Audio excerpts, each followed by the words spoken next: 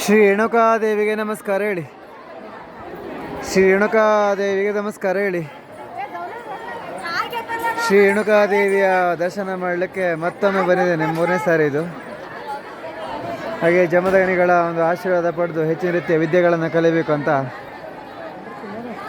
ಬಂದಿದ್ದೇನೆ. ಕೆಲವು ಕಡೆ ಸಂಚಾರ ಎಲ್ಲ ಮಾಡಿಕೊಂಡು ಪರವಾಗಿಲ್ಲ. ಇವತ್ತು ಕೂಡ ತುಂಬ ಜನಸಂಖ್ಯೆ ಇದೆ.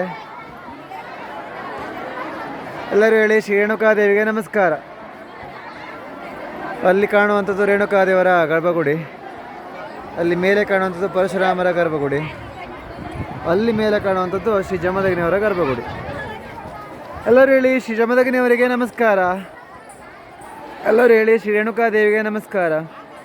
ಹಾಗೆ ಎಲ್ಲರೂ ಹೇಳಿ ಶ್ರೀ ಪರಶುರಾಮರಿಗೆ ನಮಸ್ಕಾರ. ಹಾಗೆ ನಿಮ್ಮ ಸ್ನೇಹಿತರಿಗೂ ಶೇರ್ ಮಾಡಿ ವಿಡಿಯೋನ. ಶ್ರೀ ರೇಣುಕಾದೇವಿಗೆ ನಮಸ್ಕಾರ, ಶ್ರೀ ಜಮದಗ್ನಿಯವರಿಗೆ ನಮಸ್ಕಾರ, ಶ್ರೀ ಪರಶುರಾಮರಿಗೆ ನಮಸ್ಕಾರ. ನಮೋ ನಮಃ. ಎಲ್ಲ ಭಕ್ತರಿಗೂ ಒಳ್ಳೇದು ಮಾಡಿ.